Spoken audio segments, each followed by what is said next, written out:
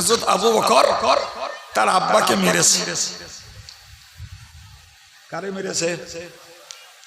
জোরে বলে। আবু বকরের মতন সাহাবী আব্বাকে মারবে, এটা স্বাভাবিকভাবে বিশ্বাস করা যায়? হ্যাঁ না বলে? কখনো না, কখনো না। জি জি জি। রাসূলুল্লাহ আবু বকরকে বললেন, আবু বকর তুমি কি তোমার আব্বাকে মেরেছো? উনি বললেন যে হুজুর আমি আব্বাকে মারিনি, আল্লাহ আর আল্লাহর রাসূলের দুশমনকে মেরেছি। কি বুঝলেন? কারে মেরেছি? কথা বুঝতে পারা গেছে?